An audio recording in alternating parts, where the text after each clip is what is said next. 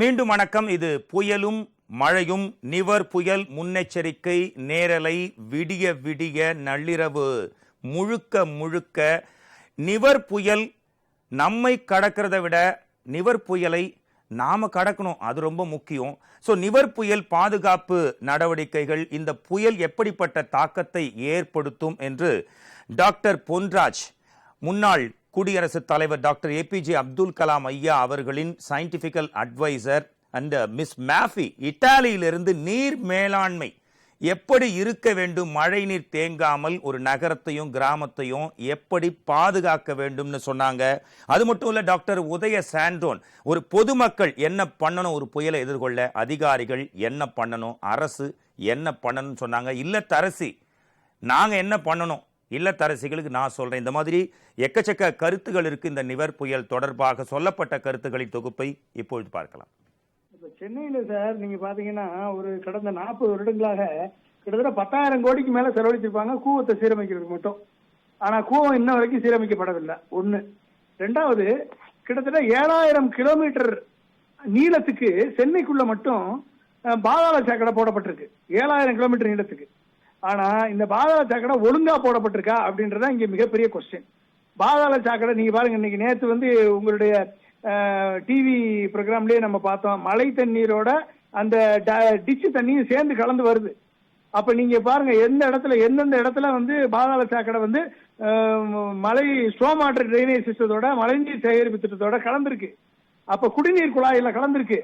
So இப்படி எல்லாம் கலந்திருக்கும் பொழுது இந்த 7,000 கிலோமீட்டர் அண்டர் கிரவுண்ட், அதாவது பாதாள சாக்கடை திட்டம் எவ்வளவு கொள்ளளவு, கிட்டத்தட்ட 2,000 மில்லியன் லிட்டர் கழிவு நீரை சுமக்கக்கூடிய இந்த பாதாள சாக்கடை திட்டம் 2,000 மில்லியன் லிட்டர். ஆனா 1,500ல இருந்து 2,000 மில்லியன் லிட்டர் கழிவு நீர் சாக்கடை சென்னையில மட்டும் உற்பத்தி ஆகுது. ஆனால் இந்த பாதாள சாக்கடை மூலமா கிட்டத்தட்ட 14 கழிவு நீர் சுத்திகரிப்பு மையம் ஏற்படுத்தப்பட்டிருக்காங்க. இந்த 14 கழிவு நீர் சுத்திகரிப்பு மையத்துல இதை சுத்திகரிக்கக்கூடிய கெப்பாசிட்டி அப்படின்னு பாத்தீங்கன்னா 750 மில்லியன் லிட்டர் பெர் டே. அதாவது 750 மில்லியன் லிட்டர் ஒரு நாளைக்கு சுத்திகரிக்கக்கூடிய கெப்பாசிட்டியை உருவாக்கி இருக்காங்க. ஆனால் கழிவுநீர் உற்பத்தி எவ்வளவு? 2,000 மில்லியன் லிட்டர். 1,500ல இருந்து 2,000 மில்லியன் லிட்டர் கழிவுநீர் உற்பத்தி. ஆனா அட்லீஸ்ட் 750 மில்லியன் லிட்டர் ஆவது இந்த பாதாள சாக்கடை மூலமா கழிவுநீர் உற்பத்தி சுத்திகரிப்பு நிலையங்களுக்கு போகுதான்னா போகல. ஒன்லி 500 மில்லியன் லிட்டர் தான் கழிவுநீர் உற்பத்தி நிலையங்களுக்கு போகுது. அப்ப இதுதான் இந்த கவர்மெண்ட் செய்த இம்ப்ளிமெண்டேஷன். அப்ப எப்படிப்பட்ட நிலையில நீங்க பாருங்க, நீங்க 5,000 இதை எப்படி நீங்க இந்த மழை தண்ணீர் போகும். கிட்டத்தட்ட தமிழ்நாடு ஒரு உள்ளாட்சித்துறை அமைச்சர், அதாவது ஸ்பெஷல் ப்ரோக்ராம் சிறப்பு திட்ட அமலாக்கத்துறை அமைச்சர் திரு வேலுமணி அவர்களுக்கு அறிக்கை விட்டார், எல்லாம் விட்டார். கிட்டத்தட்ட 291 சமுதாய கிணறுகளை மழைநீர் சேமிப்பு கிடங்கா மாற்றிருக்கோம்னு சொன்னார். சென்னையில மட்டும் நீங்க பாத்தீங்கன்னா 117 சமுதாய கிணறுகள் மாநகராட்சி சார்பா புனரமைச்சிருக்காங்க. சென்னை பெருநகர குடிநீர் வடிகால் மற்றும் கழிவுநீர் நீரேற்று மையத்தின் சார்பில் 174 சமுதாய கிணறுகள் சொல்றாங்க. இதுல கிட்ட பாத்தீங்கன்னா இவங்க பண்ணிருக்கிறது 12 லட்சம் வீடுகள்ல 75% மழை நீரை சேமிக்கலாம் சொல்றாங்க. இன்னைக்கு மழை நீர் சேமிச்சிருக்கப்பட்டிருக்கா? எங்கேயாவது உள்ள போயிருக்கா மழை நீர்? எல்லாமே தெருவுல இருக்கு, ரோட்ல இருக்கு, வீடுகளுக்குள்ள போகுது. முக்கால் ஒரு coming back to Nivar cyclone. இந்த புயல் கடக்கும் பொழுது மக்கள் என்ன பண்ணணும் சார்? அவங்களோட வீட்டுக்குள்ளேயே இருக்கணும்னு சொல்றாங்க. அதாவது இப்போ நிலநடுக்கம் வந்தா ஒரு சில விஷயங்கள்லாம் இருக்கு, அதெல்லாம் பண்ணணும்னு. வீட்டுக்குள்ளேயே இருக்கணுமா, இல்ல ஓட்டு வீடு இருக்கு அந்த வீட்டுக்குள்ள இருக்கலாமா, காரெல்லாம் எங்க நிறுத்தணும்? இந்த சமயத்துல பொதுமக்கள் என்ன பண்ணணும் சார்? சார் ஃபர்ஸ்ட் வீட்டுக்குள்ள இருக்கக்கூடிய எலக்ட்ரானிக்ஸ் பொருட்கள் எல்லாத்தையும் மின் இணைப்பை துண்டிச்சிடணும். ஓகே, மின் இணைப்பை துண்டிச்சிடணும். மின் இணைப்புக்கு அதுக்கு இருக்கக்கூடாது, எதுவும் இருக்கக்கூடாது. சோ இது முதல்ல செய்ய வேண்டிய வேலை. ரெண்டாவது, வீட்டுக்குள்ள அவங்க இந்த குடிசை வீடு எங்கெல்லாம் இருக்கோ அவங்க சேஃபான இடத்துக்கு அவங்க மூவ் பண்ணிருக்காங்கன்னு நினைக்கிறேன். மூவ் பண்ணி ஆகணும் உடனடியாக. இல்ல சார், இப்ப புயல் அடிக்கும் போது மூவ் பண்றது அபாயம் இல்லையா சார்? இல்ல, ஆல்ரெடி மூவ் பண்ணிருப்பாங்கன்னு நினைக்கிறேன். ஆல்ரெடி மூவ் பண்ணலைன்னா அது சிக்கல் தான். ஏன்னா அந்த புயலுடைய தாக்கம் அவங்களுக்கு வந்துச்சுன்னா அவங்க உயிரிழப்பை சந்திக்கக்கூடிய சூழல் வரும். அதுக்கு அவங்க தங்களை பக்கத்தில் இருக்கக்கூடிய இடங்களுக்கு உடனடியாக நைட்டே மூவ் பண்ணி அவங்க சேஃபான இடத்துல போய் தங்கிக்கிறது பெட்டர். இது செய்யணும். ரெண்டாவது, கார்களை வந்து இன்னைக்கு சென்னையில வந்து காரை நிறுத்துறதுக்கான இடமே கிடையாது. எல்லாமே ரோட்ல நிறுத்திருக்காங்க, மரங்கள் இருக்கு. கண்டிப்பா காரை வந்து சேஃபான இடத்துல அவங்க நிறுத்துறதுக்கு வாய்ப்பு இருக்கான்னு தெரியல. மரங்கள் விழுந்து எத்தனை கார் சேதப்பட போகுதுன்னு நமக்கு தெரியல. அதையும் தாண்டி வீட்டுல இருக்கவங்க மேக்சிமம் வந்து தரைத்தளத்துல இருக்கவங்க மேல போயிருங்க. தரைத்தளத்துல இருக்கவங்க கொஞ்சம் மாடி வீட்டுல போய் கொஞ்சம் இன்னைக்கு ஒரு நாள் மாடி வீட்டுல போய் தங்குறது, பக்கத்துல இருக்கக்கூடிய இடங்கள்ல போய் தங்குறது, அந்த பொருள்களை சுத்தப்படுத்தி வச்சுக்கிறது, இதெல்லாம் அவங்க பண்ணிக்கணும். அடுத்து வந்து மரங்கள் விழுகிறது நம்ம ஒன்றும் செய்ய முடியாது. தென்னை மரங்கள், பனை மரங்கள், இப்படி பெரிய பெரிய மரங்கள்லாம் வந்து எத்தனை பேர் அதை காப்பாத்திருக்காங்கன்னு நம்மளுக்கு தெரியாது. ஆனா அதனுடைய சேதம் அதிகமா இருக்கும். வாழை மரங்கள் அழிவு அதிகமா இருக்கும். இப்படி கிட்டத்தட்ட லட்சக்கணக்கான ஏக்கர் பரப்புல இருக்கிற நெற்பயிர்கள் நீரில் மூழ்கி இருக்கு சார். கண்டிப்பா நெற்பயிர்கள் வந்து அதெல்லாம் அழிஞ்சு போறதுக்குரிய வாய்ப்பு இருக்கு. அது எல்லாமே வந்து இவர் நம்ம ககன்தீப் பேடி வந்து IAS வந்து சொல்லியிருக்காரு இன்சூரன்ஸ்னு. ஒட்டுமொத்தமா இது வந்து மழை புயலால் ஏற்பட்டதுக்காக ஒட்டுமொத்த இன்சூரன்ஸா அவங்க தமிழக அரசு ஏற்படுத்தி கொடுக்க வேண்டும். எல்லாருக்குமே நீங்க இன்சூரன்ஸ் பண்ணாதான் உண்டு அப்படின்னு சொல்லக்கூடாது. அப்படிப்பட்ட சூழல் வரக்கூடாது. ஸோ அவர்களுக்கு அதுக்கான ஏற்பாடு பண்ணி கொடுக்கணும். ரீஹாபிலிட்டேஷனுக்கு டீம் ரெடியா இருக்கணும். NDRF டீம் வந்து எனி டைம் ரீச்சபிலிட்டியா இருக்கணும். பவர் இருக்காது, கரண்ட் இருக்காது. இவங்களால மொபைல் போன் சார்ஜ் போட்டிருக்க மாட்டாங்க. எப்படி ரீச் அவுட் பண்ண போறாங்க, எங்க ஆபத்து இருக்கு, எங்க வந்து சேதம் அதிகமா இருக்கு அப்படின்றத பக்கத்துல இருக்கக்கூடியவங்க அதெல்லாம் கண்காணிச்சு, வீட்டுக்குள்ளே இருக்காம கொஞ்சம் கண்காணிச்சு, அதுக்கு பக்கத்துல உடனடியாக அரசு கொடுத்திருக்க தகவல் மையங்கள்ல தகவல் தெரிவிச்சு இவங்களை பாதுகாக்கக்கூடிய நடவடிக்கைகள் அனைவருமே ஒருங்கிணைந்து செயல்படணும். With a heavy heart, I share my pain to the city where I was born, to all the victims who are suffering and struggling and battling this natural disaster at Chennai as a result of the Nevar cyclone. My family is back there as well, and I share the pain with you all. I know that Earth is a common place that we all share. A natural disaster basically to me reveals social disaster, and the cyclone is one such example. Trials helps us to basically grow, but I think we have not learned from our lessons in 2015 floods. Some of the precautionary measures that are adopted globally is the sponge city in Berlin, which basically absorbs the water and is one of the mechanisms that reduces floods, and it's a sustainable drainage system. The green roofs in Netherlands is yet another mechanism that helps to mitigate floods. Cleaning of the sewage system is a very basic concept, yet vital, but it's forgotten. And I think it's very important to clean the sewage system more frequently in order to prevent flooding. Sustainable drainage, pavement sidewalks is yet another mechanism to prevent the excess flow and excess flooding of water flow. Is with a heavy heart yet again.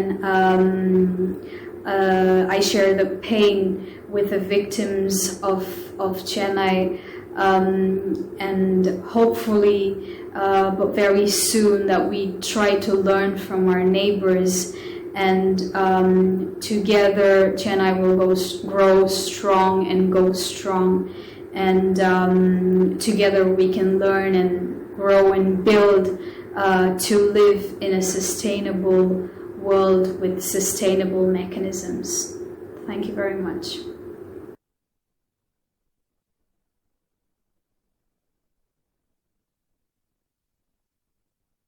இப்போ அந்த புயல் வந்து இப்போ யூனிவர்சலா என்ன பண்ணிட்டாங்கன்னா, in fact வந்து நான் இது சமார்ந்து நான் வந்து இன்னும் டீட்டெயிலுக்கான தகவல் உங்களுக்கு கொடுக்கணும்னு நினைச்சேன். பட் இருந்தாலும் நான் வந்து வானிலை அறிக்கையில ஒரு ஸ்பெஷலிஸ்ட் ஒருத்தர் பேசும்போது கேட்ட தகவல் தாங்க இது.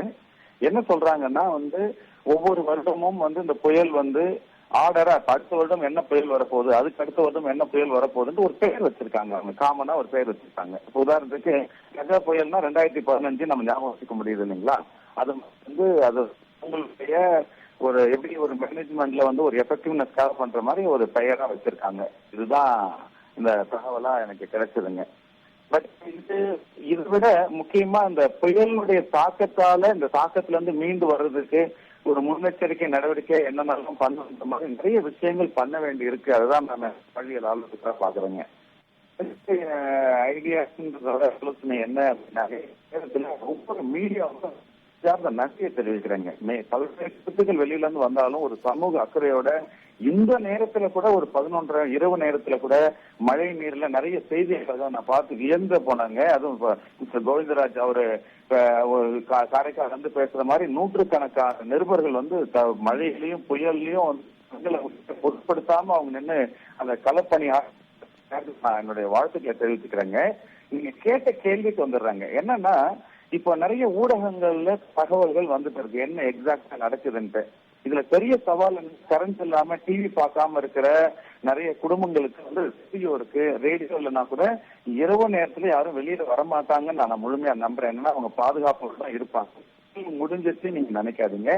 இரவு நேரத்துல அவங்க டைம் சொல்லியிருந்தாலும் 3 மணிக்குள்ள கடந்து சொல்லிருந்தா கூட அதனுடைய இம்பாக்ட் என்ன நடந்திருக்கு, எத்தனை மரங்கள் இருந்திருக்கு, என்னெல்லாம் நடந்திருக்கு நமக்கு தெரியாது. அதனால ப்ராப்பரான அறிவிப்பு வந்ததுக்கு அப்புறம் காலையில நீங்க வந்து அதுக்கப்புறமா வந்து பொறுமையா வெளியில வர்றதுதான் வந்து ஒரு சரியான ஒரு முறையா இருக்கும்னு நான் நம்புறேங்க.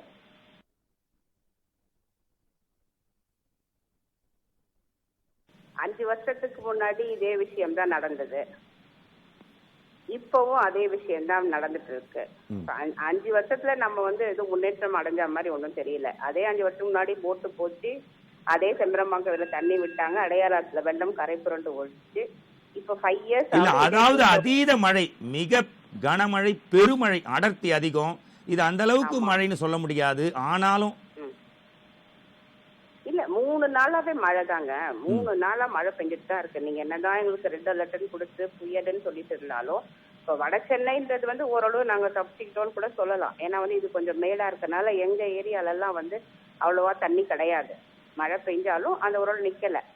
பட் இப்ப இந்த சவுத் சைடு எல்லாருமே இப்ப தரைத்தளத்துல இப்ப உங்களோட இது நான் பார்த்துட்டு தான் இருக்கேன், லைவ் பார்த்துட்டு தான் இருக்கேன். ஓகே, தரைத்தளத்துல இருந்து எல்லாருமே ஃபர்ஸ்ட் ஃப்ளோர் வந்துடுறாங்க அப்படின்னும் போது கொஞ்சம் கஷ்டமா இருக்கு. ஓரளவு என்னதான் நீங்க எல்லாமே எடுத்து அதிகாரிகள் எல்லாம் வந்து அதுக்கு உண்டான முன்னெச்சரிக்கை நடவடிக்கைகள் எடுத்தாலுமே இன்னும் கொஞ்சம் பெட்டரா இருந்தா நல்லா இருக்கும் அப்படின்றதான் ஒரு பொதுமக்களா என்னுடைய கருத்து. என்ன பெட்டரா இருந்தா நல்லா இருக்கும் சார்? ஃபர்ஸ்ட் வந்து ரோட்வேஸ் சார். ரோட்வேஸ்ல நம்ம வந்து மழை நீர் சேகரிப்புன்னு அம்மா அதை ஃபர்ஸ்டே ஆரம்பிச்சாங்க.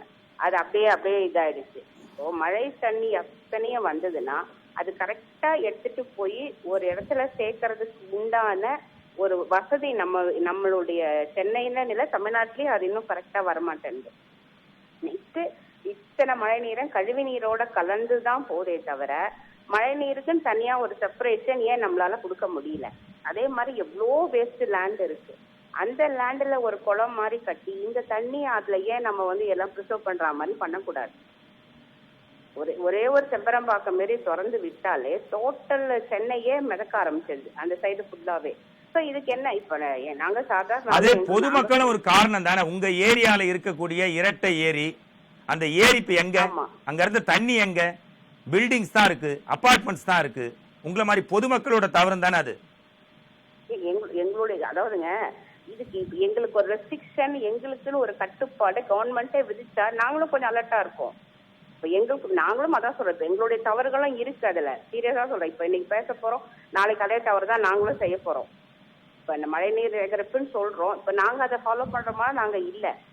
இப்ப நான் எனக்கும் சேர்த்து தான் சொல்லிக்கிறேன். இப்ப நம்ம செய்யணும்னு சொன்னா நம்ம அதெல்லாம் கொஞ்சம் கரெக்டா நம்ம பண்ணோம்னா இனிமேல் வரும் காலத்துல இந்த தண்ணியை நம்ம பக்காவா நம்ம சேர்த்து வச்சுக்கவும் ஆரம்பிக்கலாம். வீணா போறதையும் நம்ம இது பண்ணலாம். இந்த ரோடுல தண்ணி நிக்கிறதே நம்ம அவாய்ட் பண்ணிக்கணும்ன்றதுதான் என்னுடைய கருத்து. வீட்டுக்குள்ளேயே தண்ணி வந்திருக்கேன் ஒவ்வொரு இடத்துல. அது இப்போ பார்த்துட்டு தானே இருக்கேன், எல்லா இடத்துலயுமே வந்திருக்கு. இப்ப எங்க ஏரியால பரவாயில்ல. இப்ப அதுக்கு என்ன பண்ணலாம் அப்படின்றது. நீங்க எந்த ஏரியா? நீங்க எந்த ஏரியா? நான் வந்து Kolathur sir. Kolathur. Kulathur teachers colony. பேர்ல தான் குளம் இருக்கு, அங்க குளம் ஏதாவது இருக்கா? இங்க எதுவும் இல்லைங்க, ரெட்டேரி தான் எங்களுக்கு நியர்பை இருக்கு.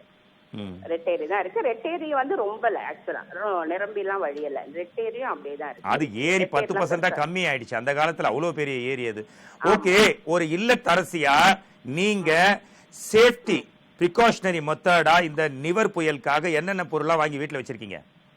எல்லாம் அத்தியாவசிய தேவைகளுக்காக பால் ஒரு 4 கவர் வாங்கி வச்சுட்டோம். வெங்காயம், தக்காளி இதெல்லாம் வாங்கி வச்சாச்சு. வெளியிலவே கீழே இறங்கல, நாங்கெல்லாம் 50+ன்றதுனால எதுக்கு சேஃபா வீட்லயே இருப்போம், வெளியில போயிட்டு மழையில வழுக்கி விழுந்து தண்ணியில வழுக்கி விழ வேண்டாம் அப்படின்றதுக்காக வீட்லயே இருந்துட்டோம். எல்லாமே சார்ஜ் போட்டு வச்சுக்கிட்டோம். தண்ணி கொஞ்சம் சப்போஸ் இன்கேஸ் கரண்ட் இல்லைன்னா என்ன பண்றது அப்படின்னால தண்ணியும் புடிச்சு வச்சுக்கிட்டோம். அவ்வளவுதான். மேக்சிமம் வெளியில போறதை அவாய்ட் பண்ணிக்கிட்டோம் இந்த 3 டேஸாவே. இதுதான் எங்களோட குறைந்தபட்ச எங்களுடைய இந்த முன்னெச்சரிக்கை நடவடிக்கைனா நாங்கெல்லாம் அப்படிதான் செஞ்சுட்டோம். நாங்க பக்கத்து வீடு, மேல் வீடு எல்லாரும் இதைதான் பண்ணி வச்சிருக்கோம். அதாவது கடந்த 10 மாசமா நம்ம எல்லாருமே வீட்லயே இருக்கோமே, பழகிட்டோம்ல. அதனால இது ஒரு பெரிய இதா தெரியல எங்களுக்கு. அதனால இதுவும் ஓரளவு பழகிடுச்சு. அதாவது ஆக்சுவலா அது வந்ததுனால இது வந்து ஒரு பெரிய இடர்பாடா தெரியலன்னா என்ன பொறுத்த வரைக்கும். ஆனா இது வந்து ஒரு தரம் மழை வரும்போது இது ஒரு கொஸ்டின் இல்ல, இன்னும் முடியல. இப்பதான் ஆரம்ப கட்டத்துல இருக்கு. இப்பதான் புயல் கரையை கடக்க தொடங்கி 1 மணி கிட்டத்தட்ட 2:30-3 மணிக்கு தான் தெரியும். இன்னும் ஒரு 2 மணி நேரம் கழிச்சு தான் இதனோட பாதிப்பு அதீத பாதிப்பா கம்மியான பாதிப்பா அப்படின்றது தெரிய வரும். ஆமா, இப்ப இந்த சமயத்துல நான் இன்னொன்னு சொல்லிக்க விரும்புறேன். உங்களை மாதிரி இருக்கிற இந்த தொலைத்தொடர்பு இந்த மீடியா ஆளுங்களும் அரசு அதிகாரிகள் எல்லாருமே நடுராத்திரியில எல்லாம் வீழ்ச்சி எங்களுக்காக ஒர்க் பண்றீங்க அப்படின்னு சொல்லும் போது உங்க எல்லாருக்குமே ஒரு ராயல் சல்யூட். சீரியஸாவே எல்லாருமே எங்களுக்காக ஒரு பாடுபடுறீங்கன்னும் போது அதுக்கு நாங்க எல்லாருமே வணங்கி அதை உங்களை வாழ்த்துறோம். இந்த நிவர் புயல் முன்னெச்சரிக்கை நேரலையில மிஸ் மேஃபி இத்தாலியிலிருந்து இணைகிறார்கள். இத்தாலி நாட்டிலிருந்து வழக்கறிஞர் மேஃபி இணைகிறார். ஹலோ மேஃபி, what are the main difference between the precautionary methods and actions taken by other foreign countries and India, particularly Tamil Nadu? Hello? Hello, is it audible, Mafi? Hello, Mafi, is it audible? Sir, yes, it is audible. I can hear you. Hello, Mafi. Sir, it is audible. I can Mafi, hear is it audible? you. Hello? நான் பேசுறது கேக்குதா? Yes, sir. இந்த நிவர் புயல் முன்னெச்சரிக்கை நேரலை இது விடிய நள்ளிரவு முதல். மேஃபி, நீங்க இணைந்தவுடன் பேசலாம். நீங்க இணைப்புல தான் இருக்கீங்க. உங்களுக்கு கேட்டதுன்னா உங்களோட பதில நீங்க சொல்ல ஆரம்பிக்கலாம். நான் கேள்வி கேட்க ரெடியா இருக்கேன். அதற்கு முன்னாடி அவங்க ஆடியோ கால்ல இருக்காங்க. வணக்கம் மேஃபி. It's a pleasure to hear from you.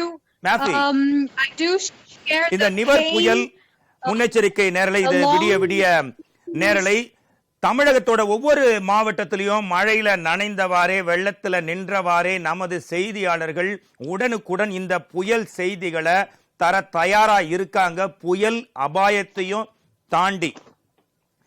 மேஃபி, நீங்க லைவ்ல இருக்கீங்க ஜெயா பிளஸ்ல ஆடியோ கால்ல. Is it audible? Yes, sir. I can hear you. மேஃபி? Sir, I can. Hello, okay. Sir, I can. What are the main difference between the precautionary methods and actions taken by other foreign countries and India, particularly Tamil Nadu? Sir, coming or staying in Italy, I have seen how a place called Venice functions. It's a lagoon, and it's a very beautiful lagoon with the interaction of people and ecosystem together. And it's created history of humankind, the manner in which they have made sure that extensive damages are reduced during the floods, especially last year in 2019. I think that one of the spectacular idea that they have is the placement of the mosaic, which prevent excess of water flow into the inland inland place. In Europe, we see the green rooftops in Netherlands, especially that helps to mitigate flooding.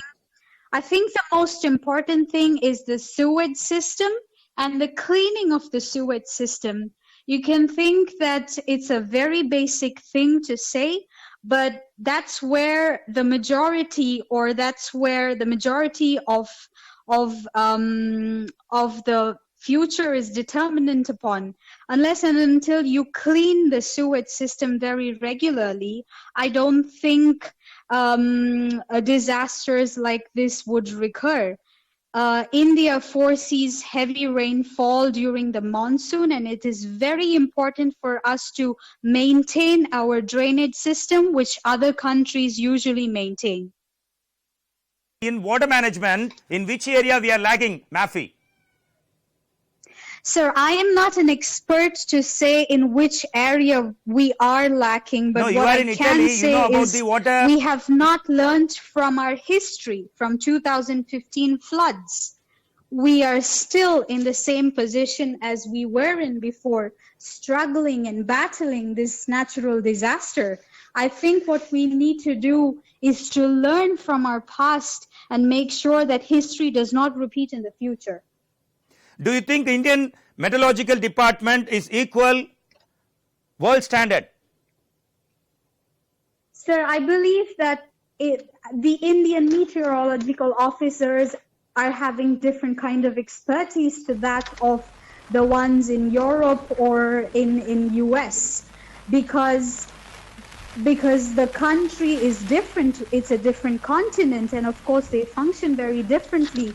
But what is most important is to make sure innovative, sustainable drainage system is in place, and continuous research and development also plays a very important role in this said time of a disaster. I would like to ask one important question. Indian Meteorological Department, the day before yesterday, they announced today evening, 25th evening, the cyclone will be passing through Mahabalipuram to Karaikal at the speed 100 kilometers to 110 kilometers speed. But each and every detail is wrong. Each and every hour they are updating. Now they are telling 145 kilometers speed. The cyclone will be crossing. Yes, sir. I do believe that this is a digital era, and we are digitally strong right now. However, nothing can compete with nature. And I think it's very important for us to be aware and cautious. We are the competitors, world level competitor. We are competing with US satellites. Indian satellite technology is a huge technology, nearly number one technology. Then why they are giving wrong information? Sir, nature is beyond predictability. Nature is same for India and America also, but American scientists, they are giving the correct details. Sir, what?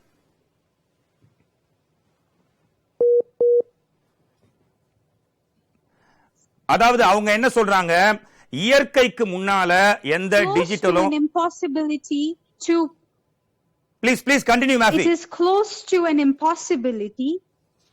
It is close to an impossibility to predict the accurate outcome of a social disaster because it is an act of God. And I don't think it is fair to blame the meteorological department because I'm sure they're trying their level best to function efficiently to protect the citizens of Chennai. Okay, Mafi, what do you think about this Nivar cyclone? Your last point. Well, my heart cries out to this city because I have my families and friends there. If there is anything that we can do right now, we could only hope for the best.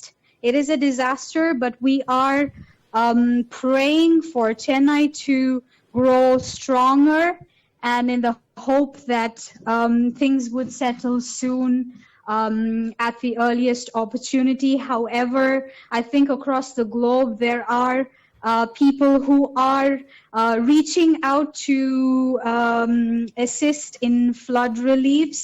I do have some friends myself who are involved in the flood relief volunteering team.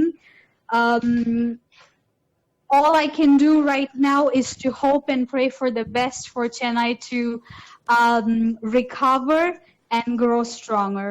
Thank you. Thanks a lot, Mafi. Thanks for your valid points. Actually, Mafi இத்தாலியிலிருந்து நம்மளோட இணைந்தாங்க. அவங்க என்ன சொன்னாங்கன்னா, இயற்கைக்கு முன்னாடி technology, rocket, satellite இதெல்லாம் இயற்கைக்கு முன்னாடி போட்டி போட முடியாது.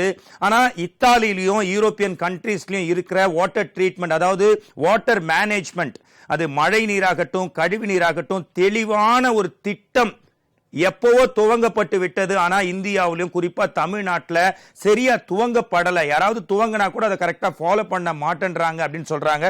அது மட்டும் இல்லாம ஃப்ளட்டை விட இப்போ வெள்ளம், புயலை விட புயல் நிவாரணத்தை அரசு மட்டும் இல்ல, பொதுமக்கள், வாலண்டியர்ஸ் எல்லாருமே இணைந்து தரணும். அவங்களுக்கு 1-2 பேர் தெரியுமா, கட்டாயம் பண்ணுவாங்களாம். நமக்காக பிரேவம் பண்ணிருக்காங்களாம். தேங்க்யூ மாஃபி. இதை தொடர்ந்து டாக்டர் மும்தாஜ், சித்த மருத்துவர், ரிட்டையர்ட் டாக்டர் மும்தாஜ் நம்முடன் இணைகிறார். வணக்கம் madam. Sorry madam, late night. இப்போ டைம் பாத்தீங்கன்னா 12:47. இந்த டைம்ல உங்களை டிஸ்டர்ப் பண்ணிட்டோம். ஏன்னா இது மிக முக்கியமான கேள்வி. இப்ப சென்னையில மட்டும் இல்ல, தமிழகம் முழுக்கவே பல்வேறு இடங்கள்ல மழை நீர் தேங்கி இருக்கு. ஏற்கனவே கொரோனா பீதி இருக்கு. மழை நீர்ல கொரோனா பரவுமா, பரவாதா? கண்டிப்பா பரவும் சார். ஏன்னா அந்த கொரோனா தன்னுடைய உடலை தட்பவெட்ப நிலைக்கு தகுந்த மாதிரி மாத்திக்கிட்டே இருக்கும் சார். தண்ணியில நிறைய கிடக்கும், கொசு முட்டை, லார்வா நிறைய இருக்கும். இந்த சமயத்துல மக்கள் ரொம்ப விழிப்பா இருக்கணும் சார். கால்ல பாதணிகள் போட்டுட்டு போகணும். அது சமயம் தண்ணி வீட்டுக்கு பின்னாடி முன்னாடி எல்லாம் தேங்கி வச்சுட்டு உப்பு தண்ணி தெளிச்சு விட்டுரும் சார். தெளிச்சாக்கா உங்களுக்கு அந்த கிருமிகள், கொரோனா வைரஸ் அழிஞ்சு போயிடும். அதே மாதிரி நம்மளுடைய அந்த சித்த மருத்துவ அடிப்படையில அவங்க வீட்டை சுற்றி தண்ணி தொளிக்கணும். அதே மாதிரி தாலிசாதி வடகம்னு ஒண்ணு இருக்கு சார், அவங்க வாயில அடக்கிக்கலாம். தண்ணி தேங்காம இருக்கிறதுக்கு நம்ம ஒண்ணும் பண்ண முடியாது சார். நீங்க சொன்ன மாதிரி அங்கங்க தண்ணி லாட்ஜா இருக்கு, அதை கரெக்ட் பண்றது அரசினுடைய பொறுப்பு சார். அதே மாதிரி பித்த வெடிப்பின் மூலமா கூட கொரோனா வைரஸ் இதாகும் சார். அதனால தண்ணி எல்லாம் வீட்டுக்குள்ள நுழையும் போது காலை கழுவிட்டு, உப்பு தண்ணி வச்சு காலை கழுவிட்டு வீட்டுக்குள்ள போகணும் சார்.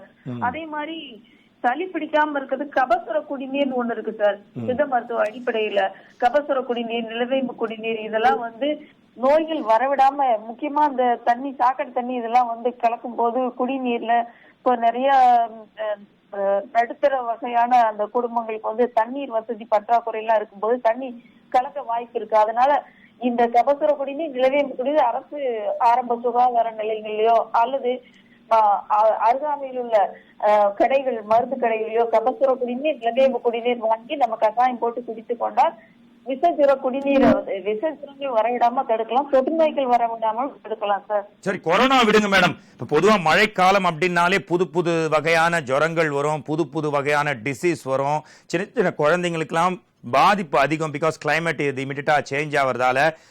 குறிப்பா இந்த மாதிரி புயல் வரும் பொழுது ஏதாவது புதிதாக நோய்கள் வரதுக்கு வாய்ப்பு இருக்கா? கண்டிப்பா சார். காட்டுல பரவக்கூடிய நோய்கள்லாம் இருக்குங்க சார். ஆனால் இது சித்த மருத்துவ அடிப்படை விசர்க்க காலம் சொல்லுவாங்க சார். விசர்க்க காலம்னா நோய் எதிர்ப்பு சக்தி அதிகமாகிற காலம், இம்யூனிட்டி அதிகமாகும் காலம் தான் சொல்லியிருக்காங்க. ஆனால் இந்த நம்ம ஊர்ல இருக்க தண்ணி லாட்ஜா இருக்கிறது மட்டும் கரெக்டா ஆயிடுச்சுன்னா போதும் சார். சூப்பரான கிளைமேட் சார். இந்த விசர்க்க காலத்துல தான் இம்யூனிட்டி அதிகமா கிடைக்கும், இம்யூனிட்டி பூஸ்டர் கிடைக்கும் சொல்லி சித்த மருத்துவ அடிப்படை தத்துவத்துல கொடுத்துருக்காங்க சார். அதனால குழந்தைங்களுக்கு நம்ம கொஞ்ச அளவுல நிலவேம்பு குடிநீரோ அல்லது இந்த மிளகு போட்ட இல்ல டாக்டர் நீங்க சொன்ன அந்த காலம் குளிர்காலமா இல்ல புயல் வரக்கூடிய அந்த காலகட்டம் நோய் எதிர்ப்பு சக்தி அதிகமாக்கும் சொல்றீங்களா? புயல் வரக்கூடிய காலம் இயற்கை சீற்றத்தினால வரதான் சார். பட் இருந்தா கூட இந்த காலங்கள்ல நம்ம நோய்கள் அதிகமா பரவக்கூடிய காலம் சார். இயற்கையாவே குளிர்காலம் ஆவணி முதல் தை வரைக்கும் வந்து விசர்க்க காலம்னு சொல்லுவாங்க சார். இந்த விசர்க்க காலத்துல வந்து காற்றும் மழையும் இருக்கத்தான் சார் செய்யும். இது கொஞ்சம் அதிகமா இருக்கு, அவ்வளவுதான். சரிங்க மேடம், இப்போ மழை காலம் என்னென்ன நோய்கள்லாம் வர வாய்ப்பு இருக்கு, என்ன மாதிரியான ஃபுட்டெல்லாம் சாப்பிடலாம் மேடம்? அதே மாதிரி இந்த புயலுக்கு ஒரு டாக்டரா பொதுமக்களுக்கு நீங்க சொல்லக்கூடிய அட்வைஸ் என்ன டாக்டர்? புயலுக்கு நம்ம வந்து முக்கியமா நம்மளுடைய வீடுகளை சுற்றி வந்து தண்ணி தேங்க விடாம தடுத்துக்கணும் சார். ஏன்னா பின்னாடி வந்து கொசு முட்டை, லார்வா இதெல்லாம் வந்து பின்னாடி கொசு கடிக்கிறதுக்கு வாய்ப்பு இருக்கு. அதே மாதிரி உணவுகளை பொறுத்தவரை எந்த உணவா இருந்தாலும் சரி சூடான உணவுகளா சாப்பிடணும். தண்ணியை வந்து நல்லா கொதிக்க வச்சு ஆறின பிறகு தண்ணி குடிக்கணும். நீரை கருக்கி அப்படின்னு சொல்றாங்க, தண்ணியை கொதிக்க வச்சு குடிக்கிறது நல்லது. அதே மாதிரி உங்களுக்கு வந்து உணவுகள் வந்து மேக்சிமம் வந்து எந்த உணவாகட்டும் ஆறின உணவு சாப்பிடக்கூடாது. காலையில வந்து இஞ்சி தனியா எல்லாம் போட்டு கலந்த பானம் குடிக்கலாம். அதாவது இஞ்சி தட்டி போட்டு கொஞ்சம் காப்பி மாதிரி குடிக்கலாம். மதியானம் வந்து சுக்கு பால் குடிக்கலாம். அதே மாதிரி கொசுக்களை விரட்டி அடிக்கிறதுக்கு வந்து வீட்டுக்குள்ளாரே சாம்பிராணி, ஓமம், கற்பூரம், துளசி, நொச்சி இவைகளை போட்டு சாம்பிராணி புகை மாதிரி நம்ம போட்டுக்கலாம். வீடு சுத்தமாவும் இருக்கும், குழந்தைகளுக்கும் சுகாதாரமா இருக்கும். ஃபுல்லா வந்து ஒரு ஓசோன், அதாவது சுத்தமான காற்று கிடைக்கும். மூங்கில் இலையில வந்து நம்ம அதாவது இப்போ சாம்பிராணி புகை மாதிரி போட்டா கொசுவை விரட்டி அடிக்கலாம்னு புக்ல போட்டிருக்குங்க சார். சரிங்க மேடம், இப்போ இந்த புயல் காலகட்டத்துல என்ன மாதிரி லைஃப் ஸ்டைலை நம்ம மெயின்டைன் பண்ணணும்? ஏன்னா புயல் முடிஞ்சுது அப்படின்னு உடனே வெளியில வர ஆரம்பிச்சிருவாங்க ஜனங்க. புயல் முடிந்தாலும் அதனோட தாக்கம் இருக்கும். திடீர்னு மழை பெய்யும், மறுமுறை காற்று வீசக்கூடிய வாய்ப்பு இருக்குன்னு வானிலை மையம்லாம் எச்சரிக்கை விடுக்குது. இதெல்லாம் வந்து மக்கள் வந்து செவி சாய்ப்பாங்க நினைக்கிறீங்களா? இந்த மாதிரி புயல் முடிந்தாலும் மக்கள் என்ன பின்பற்ற வேண்டும்? அதே மாதிரி நீங்க சொன்னீங்க நம்ம வீட்டை சுத்தி தண்ணி தேங்க விடக்கூடாதுன்னு. வேளச்சேரியில ஆறை விட குளமை விட பெருசா நதி மாதிரி ஓடிட்டு இருக்கு. ஒரு தனி மனிதன் என்ன பண்ண முடியும் சார்? இது வந்து தனி மனிதனால ஒண்ணும் பண்ண முடியாது சார். இருக்கிற இடத்த வந்து நம்ம கொஞ்சம் நம்ம சுகாதாரமா வச்சுக்கணும்னு நினைச்சாக்க நம்ம வந்து இந்த தண்ணியில இருக்கிறதுல ரொம்ப இது பண்ணிட்டு அரசு ஆர்வம் எடுத்து அந்த தண்ணியை வந்து ட்ரைனேஜ் சிஸ்டத்தை கரெக்ட் பண்ணணும் சார். அதே மாதிரி நம்மளுடைய சின்ன சின்ன வீடுகளுக்கு பின்னாடி தண்ணி தேங்கிச்சுன்னா உப்பு தண்ணி தெளிக்கலாம் சார். இது வந்து பெரிய அளவுல வந்து நம்ம ஒண்ணும் பண்ண முடியாது சார், அரசாங்கம் தான் சார் முடிவு பண்ணணும். இப்போ இந்த மாதிரி கபநோயை வந்து நம்ம சப்போஸ் இந்த குளிர்ந்த காலம், அதிகமான சூறாவளி காற்று, இந்த மாதிரி நேரங்கள்ல வந்து நம்ம அதிகமா வெளியே போகும்போது காலணிகள் வந்து நல்ல ரெயின் ஷூ இந்த மாதிரி போட்டுட்டு போலாம் மக்கள். அதே மாதிரி கபநோய் வர்றதுக்கு வாய்ப்புகள் இருக்கு. சளி எல்லாம் பிடிக்கும். நைட்ல தூங்கும் போது நைட்ல சாப்பாடு சாப்பிடும் போது மிளகு ரசம் வச்சு சாப்பிடணும் சார். இந்த காற்று அதிகமா வீசும் போது நம்ம வீட்டுக்கு வெளியே அதிகமா போக கூடாது. அப்படியே ஒரு வேலை நிமித்தமா நம்ம போகும்போது சரியான உடைகள், ரெயின் கோட் இதெல்லாம் போட்டு போகலாம். அப்படின்னா அட்லீஸ்ட் ஒரு போர்வையாவது மூடி போகணும், கொடைகளை பிடிச்சுக்கிட்டு போகணும் சார். இந்த மாதிரியால சூழ்நிலை சந்தர்ப்பங்களுக்கு தகுந்த மாதிரி நம்மளுடைய இதை மாத்திக்கணும். நம்மளுடைய இது போடுற ட்ரெஸ், இது அம்பர்ல கொடைகள் இதெல்லாம் பிடிச்சிட்டு போகணும். இன்னமும் தவிர உணவு வகையில வந்து அவங்க சத்தான உணவுகளை, நோய் எதிர்ப்பு சக்தியை கூட்டக்கூடிய உணவுகள், துவரம் பருப்பு, சாம்பார், அதே மாதிரி மிளகு சீரகம் சேர்ந்த உணவுகள் இதெல்லாம் சாப்பிடும் போது நோய் எதிர்ப்பு சக்தி அதிகமாகும். என்ன வைரஸோ மற்ற எந்த கிருமிகள் தாக்கமோ அவங்களுக்கு வந்து அடையாது. மேக்சிமம் வந்து மழைக்காலத்துல வந்து குளியல் பவுடர்னு ஒண்ணு இருக்கு சார். அந்த வந்தோன்னு அவங்களுக்கு வந்து வெளியே இருந்து வந்தோன்னு வேலைக்கு போவாங்க. சில சமயங்கள்ல சில வேலை நிமித்தமா போயிட்டு வரும்போது வீட்டுல வந்து கஸ்தூரி மஞ்சள், மிளகு, வேப்பமுத்து, நெல்லிப்பருப்பு, கடற்காய் தோல் இந்த மாதிரியான பவுடர்லாம் அரைச்சு வச்சுட்டு குளிச்சாக்க உங்களுக்கு எந்த நோயும் அணுகாது. முக்கியமா வந்து இந்த தொற்று கிருமிகள்லாம் அண்டாது சார்.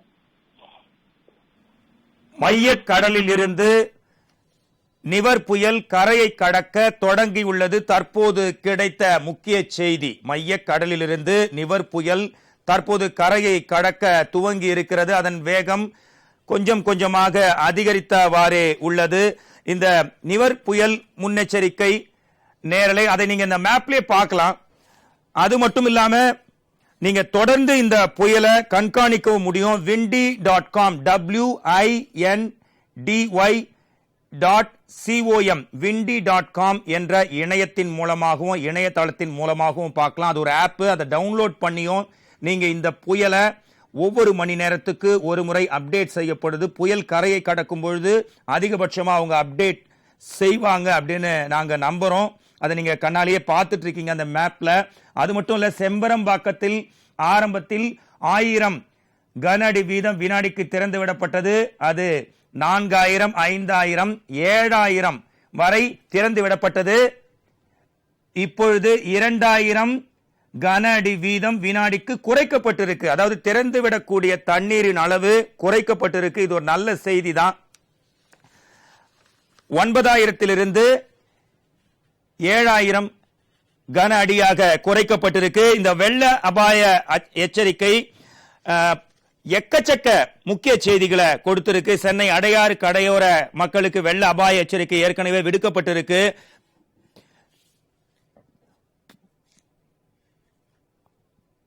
புயலோட வெளிப்பகுதி, அதாவது புயலுக்கு மையப்பகுதி வெளிப்பகுதின்னு இருக்கு. புயலோட வெளிப்பகுதி இப்பொழுது கரையை கடக்க ஆரம்பிக்கிறது. புயலின் மையப்பகுதி கரையை கடக்க 2-3 மணி நேரம் ஆகும். புயலோட நடுப்பகுதி மையப்பகுதி தான் ரொம்ப முக்கியமான பகுதி. ரொம்ப அடர்த்தியா இருக்கும், ரொம்ப பவர்ஃபுல்லாக பகுதி. அதுல தான் காற்று புயலோட தாக்கமே தெரியும். அது தெரிய இன்னும் 2-3 மணி நேரங்கள் ஆகும். இதுதான் நிவர் புயல் குறித்த தற்போது கிடைத்த செய்தி.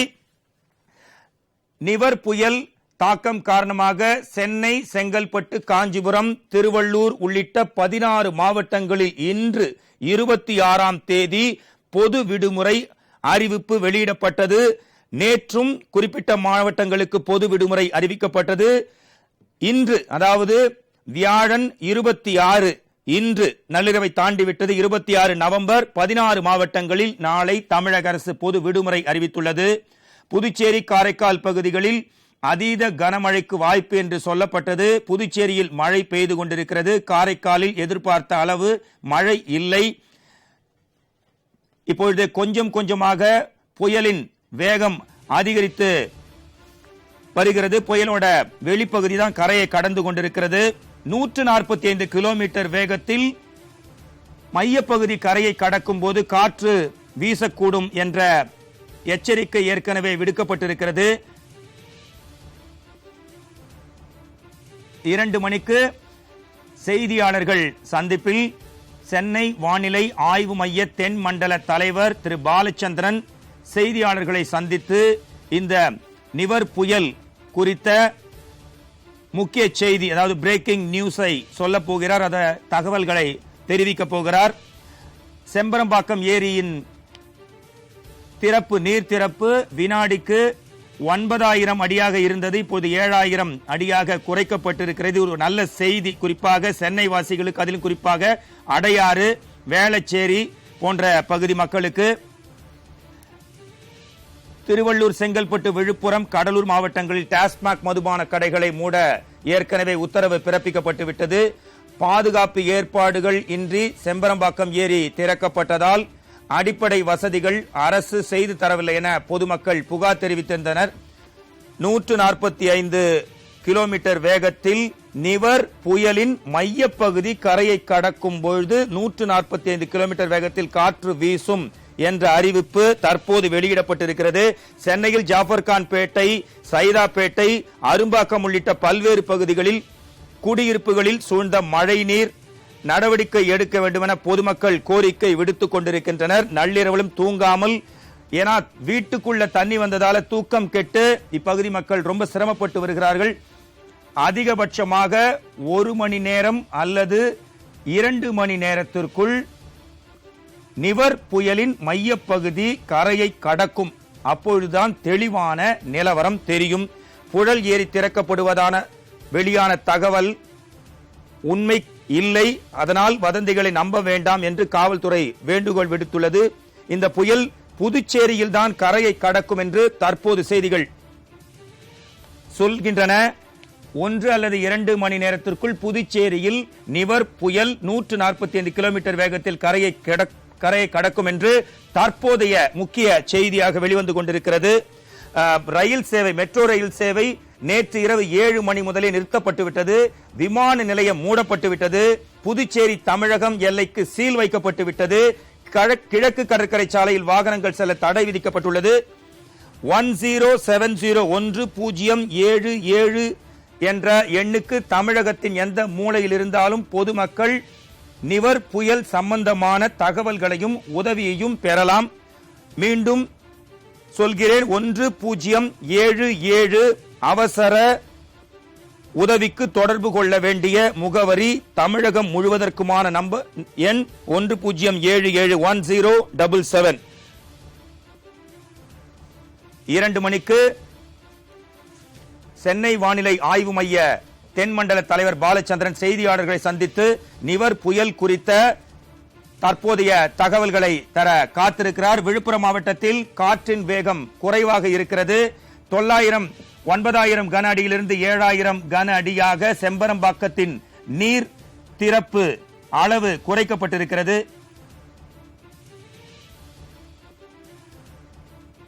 புயல் இன்னும் 1-2 மணி நேரத்தில் 145 கிலோமீட்டர் வேகத்தில் நிவர் புயலின் மையப்பகுதி கரையை கடக்கும். புதுவையில் அப்பொழுது காற்றும் பலத்த மழையும் பலத்த காற்றும் வீசக்கூடும் என்று அறிவிக்கப்பட்டுள்ளது. புதுச்சேரியில் இரவு 10 மணிக்கு பின்னர் 4 சென்டிமீட்டர் மழை பதிவாகியுள்ளது. மரக்காணம் அருகே கடல் சீற்றத்தால் 100க்கும் மேற்பட்ட வீடுகள் இடிந்து விழுந்தன. வீடுகளை இழந்து மீனவர்கள் தவிப்பு. அரசு எந்தவித அடிப்படை வசதியும் செய்து தரவில்லை என புகார். கடலூரில் மீனவர்கள் அரசுக்கு எதிராக குரல் கொடுத்துக் கொண்டிருக்கிறார்கள். சித்த மருத்துவர் மும்தாஜ் அவர்கள் குறிப்பிட்டது போல கொரோனா தேங்கி இருக்கக்கூடிய தண்ணீரின் வழியாகவும் பரவக்கூடிய அபாயம் இருக்கிறது. அதனால் வீடுகளுக்குள்ளே இருப்பதுதான் நம்மை பாதுகாத்துக் கொள்ள முக்கிய வழி என்று குறிப்பிட்டார்கள். டாக்டர் பொன்ராஜ், முன்னாள் குடியரசுத் தலைவர் டாக்டர் APJ அப்துல் கலாம் அவர்களின் அறிவியல் ஆலோசகர் பொதுமக்களுக்கு என்ன வேண்டுகோள் விடுத்தார் என்றால், மாடிப்பகுதிகளில் போய் தங்குங்கள். தரை தளத்தில் இருப்பவர்கள் மாடிப்பகுதிகளில் தங்குங்கள். தங்களுடைய 2 சக்கர வாகனத்தையோ 4 சக்கர வாகனத்தையோ மரத்தின் முன் நிறுத்தாதீர்கள். எந்தவிதமான பிரச்சனையா இருந்தாலும் புயல் கரையை கடக்கும் இந்த நேரத்தில் வீடுகளை விட்டு வெளியே வரவே வேண்டாம் என்று அவர் கேட்டுக்கொண்டார். இந்த மாதிரி நொடிக்கு ஒரு தடவை நிவர் புயல் குறித்த தலைப்புச் செய்திகள், முக்கிய செய்திகள் வந்து கொண்டிருக்கின்றன.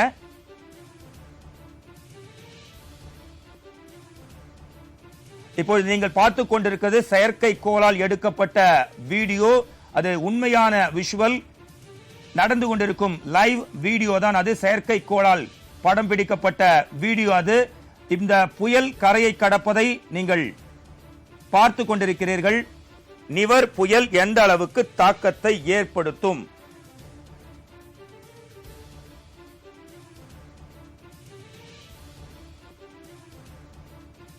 அதாவது புயலோட நிவர் புயலின் மையப்பகுதி அடர்த்தியாக டென்சிட்டி அதிகமாக இருக்கிறது.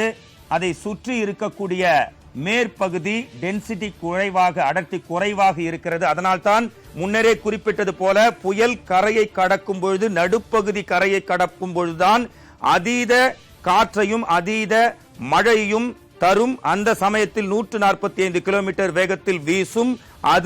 அதாவது நிவர் புயலானது பாண்டிச்சேரியில் கரையை கடக்கும். அதுவும் 1-2 மணி நேரங்களில். அப்பொழுதுதான் அதன் வீரியத்தை சரியாக சொல்ல முடியும். இன்னும் சற்று நேரத்தில் சென்னை வானிலை ஆராய்ச்சி நிலையத்தின் தென்மண்டல தலைவர் திரு பாலச்சந்திரன் செய்தியாளர்களை சந்தித்து நிவர் புயல் தொடர்பான பல்வேறு முக்கிய அறிவிப்புகளை வெளியிட இருக்கிறார். இந்த நள்ளிரவு முழுக்க நேரலையில் தொடர்ந்து நாங்கள் நிவர் புயல் முன்னெச்சரிக்கை குறித்த தகவல்களையும் செய்திகளையும் அரங்கத்தில் மட்டுமல்லாமல் தமிழகத்தின் ஒவ்வொரு மாவட்டத்திலிருந்தும் கொட்டும் மழையிலும் வீசும் காற்றிலிருந்து எங்களது செய்தியாளர்கள் மழையில நனைஞ்சபடி, வெள்ளத்துல மிதந்தபடியே தகவல்களை தொடர்ந்து தந்து கொண்டிருக்கிறார்கள். இன்னும் சற்று நேரத்தில் பாலச்சந்திரன் அவர்கள் செய்தியாளர்களை சந்திப்பை பார்க்கலாம். நள்ளிரவு முழுக்க நேரலை, விடிய விடிய நேரலை. மீண்டும் இணைவோம். அதுவரை இணைந்தே இருங்கள்.